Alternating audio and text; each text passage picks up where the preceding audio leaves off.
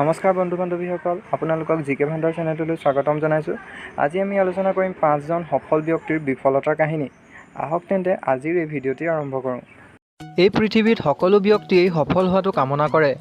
আজিৰ দিনত বিদ্যালয়, মহাবিদ্যালয়, সংগঠন, কাৰ্যালয় আদিকে ধৰি যিকোনো স্থানত ইজনে সিজনৰ সৈতে প্ৰতিযোগিতা কৰাৰ মানসিকতা সঘনাই লক্ষ্য কৰিব পাৰি। সফলতা প্ৰাপ্ত কৰাৰ বাবে আমি কৰা কৰ্মৰ পৰিৱৰ্তে বেছি আশা কৰোঁ আৰু অতি সোনকালে আমাৰ দুৱাৰত সফলতাই নক কৰাটো বিচাৰোঁ। যদি এনে নহয়, আমি হতাশা আৰু হীনমন্যতাত ভুগোঁ। বেছিভাগ লোকৰ ক্ষেত্ৰতে এনে পৰিস্থিতি দেখিবলৈ পোৱা যায়।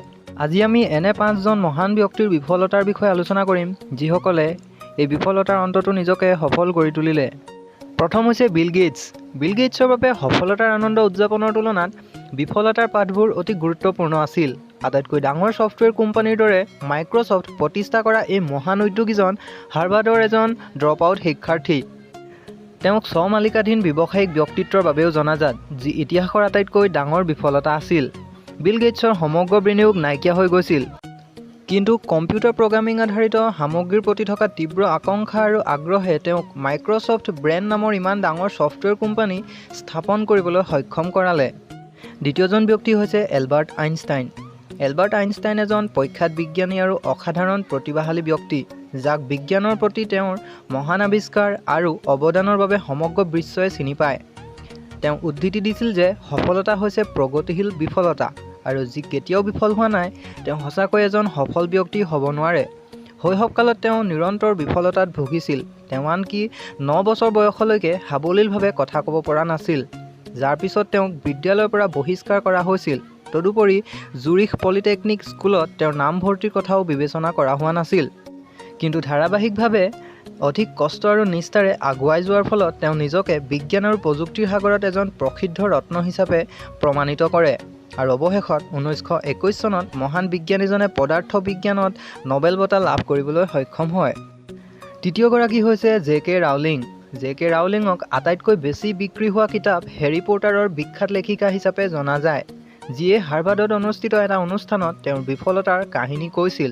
তেওঁ অসফল বিবাহ জীৱনৰ বিষয়ে কৈছিল আৰু গোটেই জীৱনটো নিবনুৱা পৰিস্থিতিত কিদৰে মোকাবিলা কৰিব লগা হৈছিল তাৰ বিষয়ে কৈছিল। জীৱনসংগী অবিহনে কঠিন পৰিস্থিতিত জীয়াই থকাৰ বাবে তেওঁ হৈ পৰিছিল এগৰাকী গতিশীল লেখক। তেওঁৰ সৃজনীশীলতাই অৱশেষত তেওঁক সফলতাৰ শীৰ্ষলৈ লৈ গৈছিল।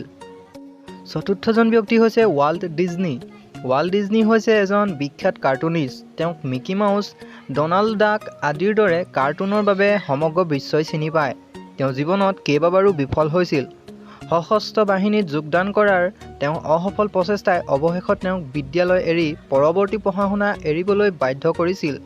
তেওঁৰ উদ্যোগ লাফো-গ্ৰাম ষ্টুডিঅ' দেউলীয়া হৈ গৈছিল। অৱশেষত মিচৌৰী বাতৰি কাকত নামৰ বাতৰি কাকত সংস্থাত যোগদান কৰিছিল, তাতো তেওঁক বৰ্খাস্ত কৰা হৈছিল। পঞ্চমজন ব্যক্তি হৈছে ষ্টিভেন স্পিলবাৰ্গ।